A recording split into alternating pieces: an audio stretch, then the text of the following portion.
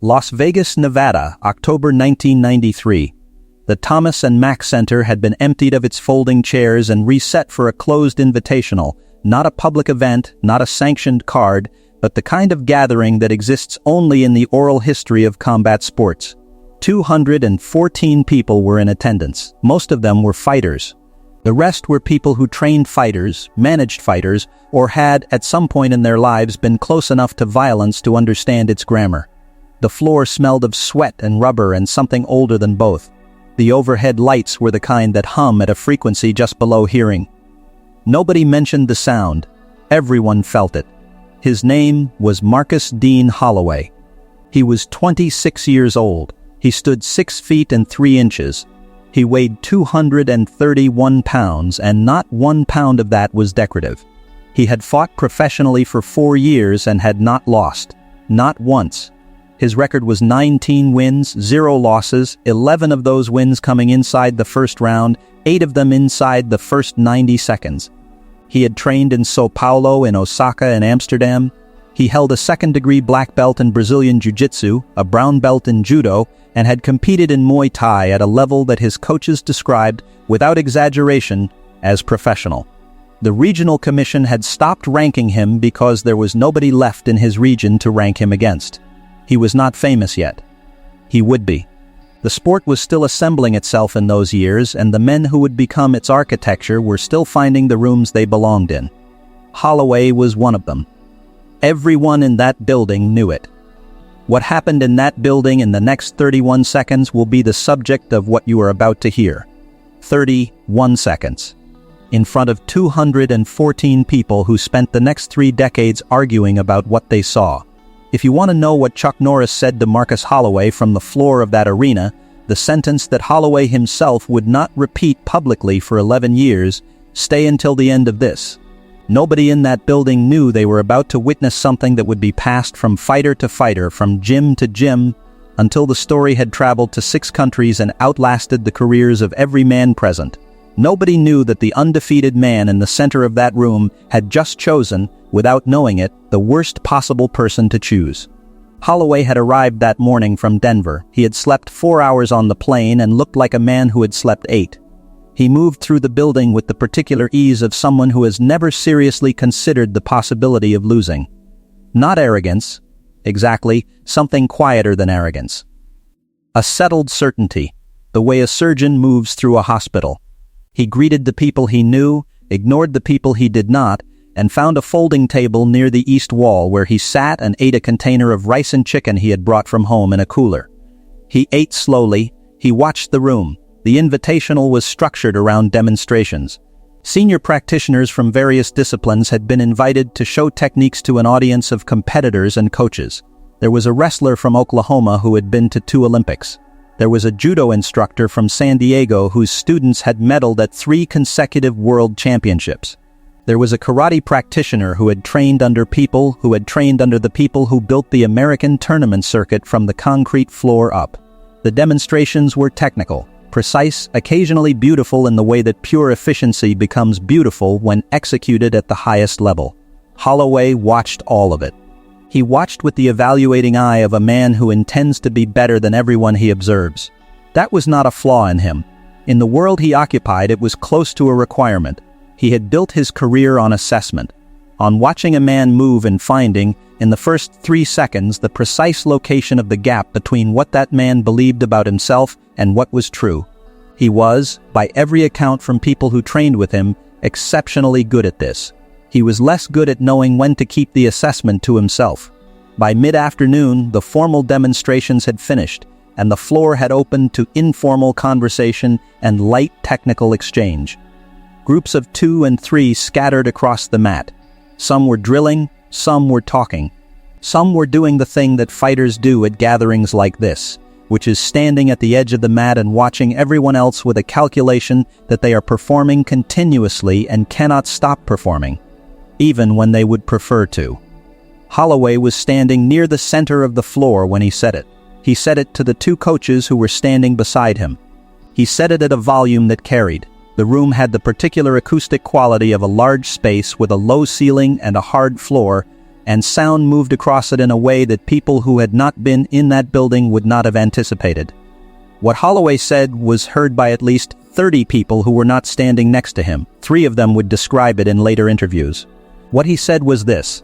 He pointed at a man sitting in the 4th row of the remaining bleachers, a man wearing a plain gray t-shirt and dark jeans and a baseball cap pulled low across his forehead. The man was sitting alone.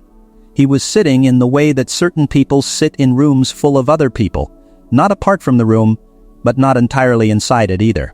Relaxed in a way that was not performed, still in a way that was not self-conscious.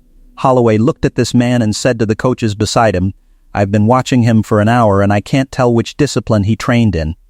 He looks like he trained in sitting down." He paused. If he's here to fight, somebody did him a disservice. He said a name. He said it flatly, the way you state a fact. The name was Chuck Norris. The 2 coaches said nothing.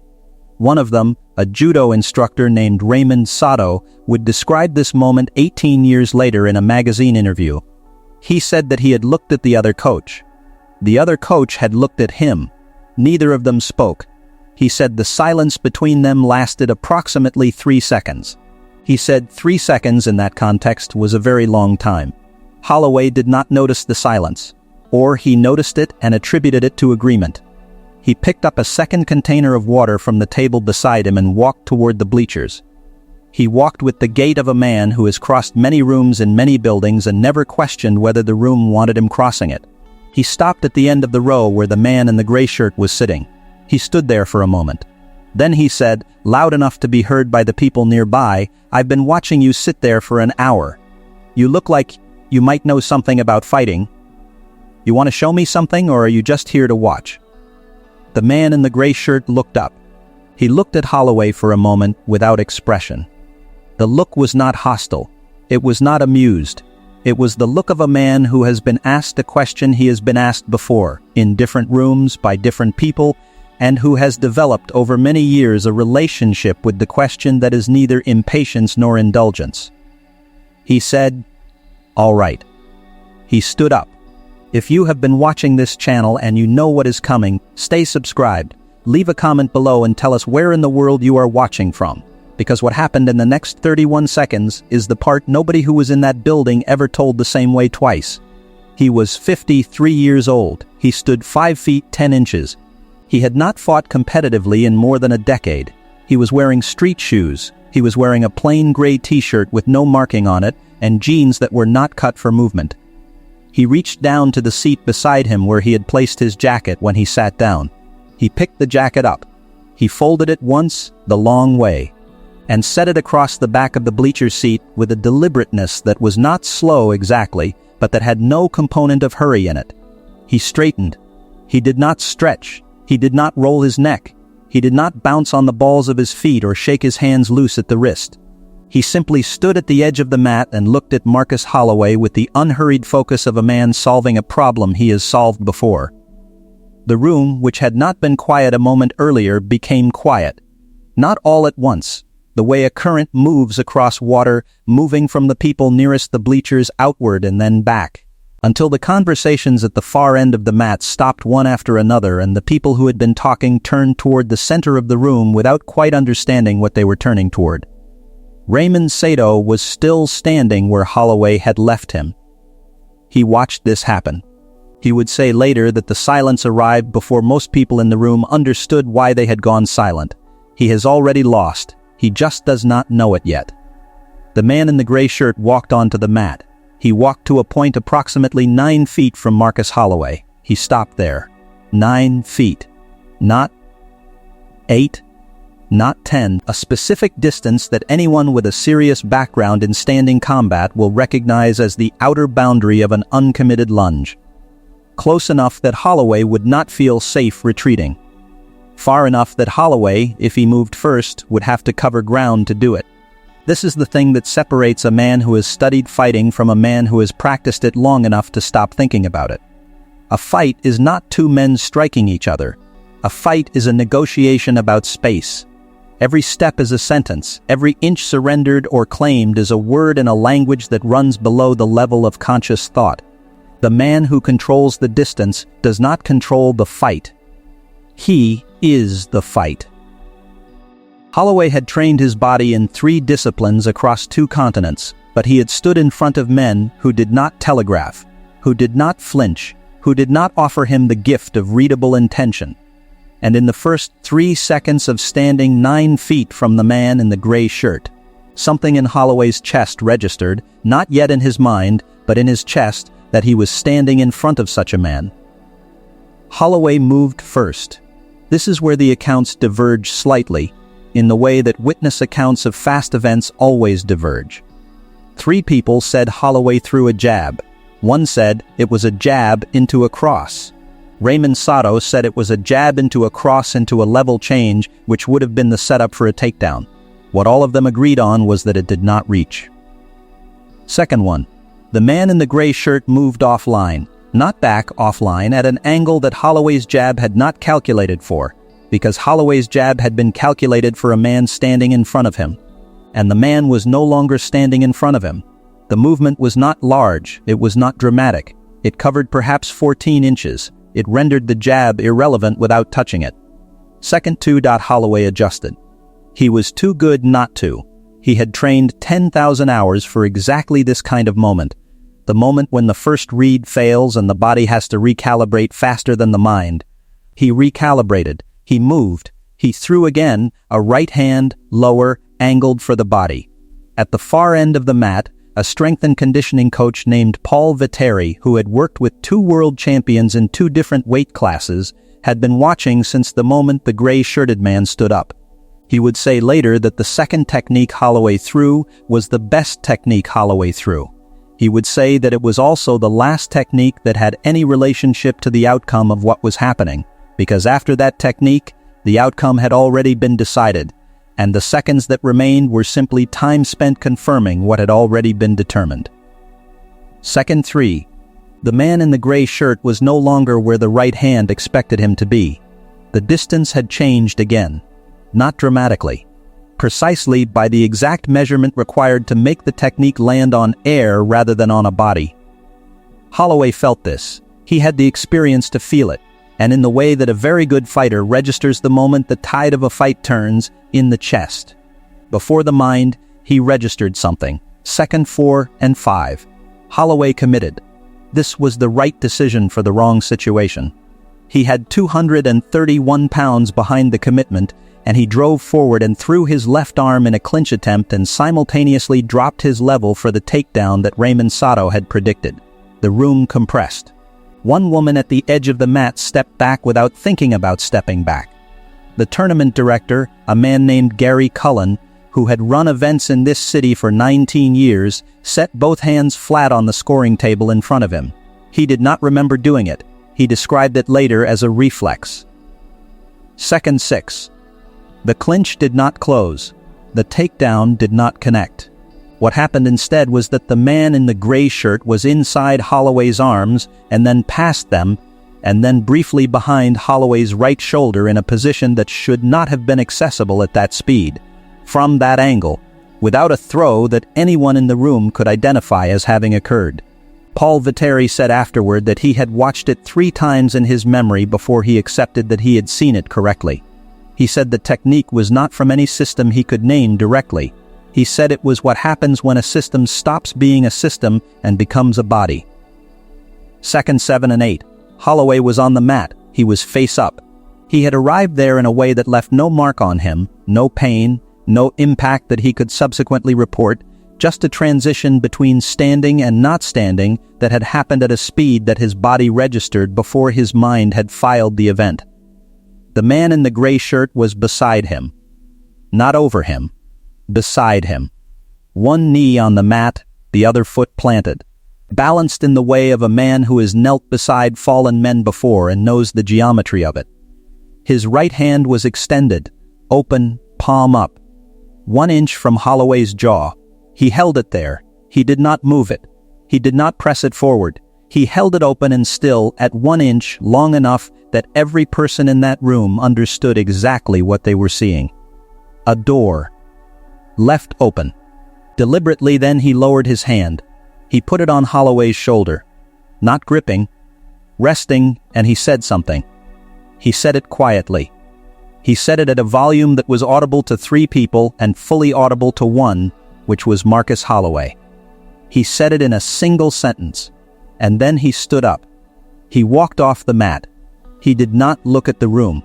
He walked back to the 4th row of the bleachers and picked up his jacket from the back of the seat where he had folded it and placed it over his forearm. He did not put it on, he carried it.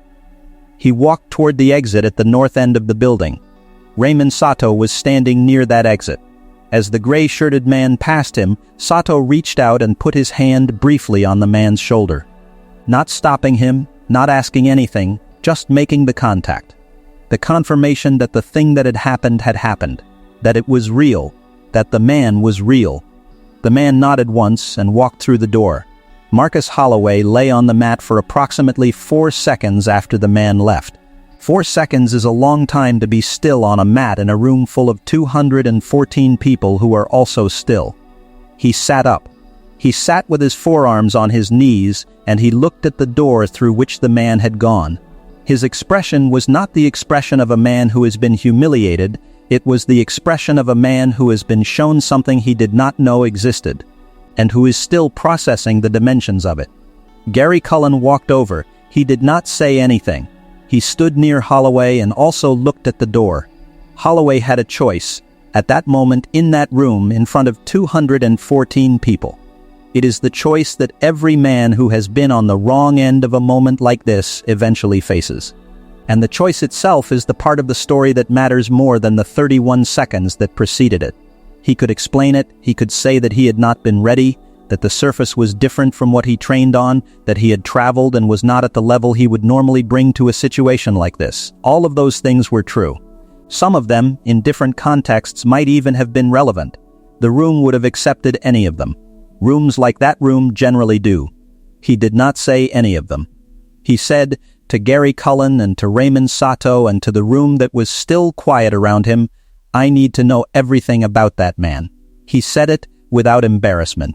He said it with the directness of a man who has just identified the single most important piece of information currently available to him. Raymond Sato told him.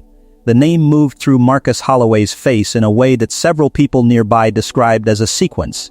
Not a single expression, but a sequence. First the recognition, then the calculation. Then something underneath the calculation that was quieter and more honest than either. He nodded slowly. He nodded like a man receiving a diagnosis he should have suspected. He sat on the mat for another moment. Then he stood up. He walked to the water table and drank a full bottle of water standing. He set the empty bottle down. He turned back to the room. He said, to no one in particular and to everyone he told me something. He paused. I'm not going to repeat it. But I'll be training differently starting tomorrow. He left it there. In the years that followed, the story made its way through gyms in Las Vegas, then Denver, then Miami. It crossed the Atlantic somewhere around 1997. Carried by a British kickboxer who had heard it from a conditioning coach who had been in the building. By the time it arrived in certain gyms in the Netherlands and in certain training facilities in Japan, certain details had altered in the way that details alter when a story passes through enough hands. Some versions said the fight lasted 6 seconds. Some said it lasted 3. One version that circulated in a gym in Dublin placed the event in 1989, which is impossible, and said there were 500 people present, which is more than twice the capacity of the Thomas and Mack Center configured as it was that day. What did not change in any version of the story was the ending. The ending was stable. In every version, across every country, the ending was the same. The man in the gray shirt stood up, said one sentence, folded his jacket over his arm, and walked out. The ending was stable, because endings are the part of a story that the people who pass it along need to keep intact. The ending is the part that carries the meaning. Paul Viteri spoke about this event in a podcast recorded in 2004. He said he had been present at a number of moments in combat sports that he would call significant, moments where something happened that forced a revaluation of what was possible. He said this was the only one he had witnessed outside of a competitive context, between men who were not being paid in front of people who had not bought tickets. He said it was also the clearest demonstration he had ever seen of the difference between knowing how to fight and knowing where to be. He said that the man in the gray shirt was never where Holloway expected him, not once. In 31 seconds, he was never where Holloway expected him. And that, Viteri said, is the whole of it. Marcus Holloway continued fighting professionally for 6 more years. He retired in 1999 with a record that, while no longer undefeated, remained among the most respected regional records of his era. He opened a training facility in Colorado in 2001. The sentence written above the entrance of that facility, in plain black letters on a white wall, is one sentence. He has confirmed in 2 separate interviews that the sentence above the door is not a sentence he invented. He has declined in both interviews to say where it came from. People who know the story know where it came from. Chuck Norris competed in his first professional tournament in 1964.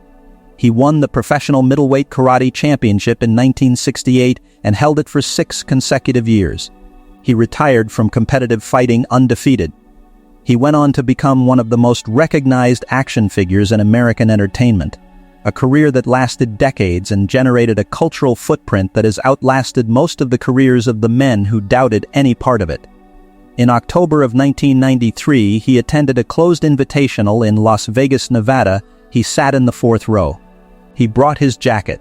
He folded it and set it down before walking onto a mat, and he picked it up again when he was finished, and he carried it out the door. He did not tell anyone what happened. He did not need to. The man who studies a thing long enough stops performing the thing. The performance becomes the man. And a man who has stopped performing cannot be read by someone who only knows the performance. There is a moment in every confrontation, between men, between ideas, between what we believe about ourselves and what turns out to be true, where the distance collapses. What happens in that moment is not determined by size, or record, or certainty. It is determined by what a man has actually built at the level below demonstration in the years when no one was watching and there was no applause to be earned. Marcus Holloway built something real. He was also on an afternoon in October standing 9 feet from something realer. What a man carries into a room is not always visible. The weight of it does not always announce itself. And the most expensive lesson any man can receive is the lesson that what he could not see was precisely what he should have been looking for. Next week, we will tell you the story of the night on a film set in 1978 when Steve McQueen made a decision that every person in that room spent the next 30 years pretending they had not seen. The story has not been told in full before. We will tell it in full.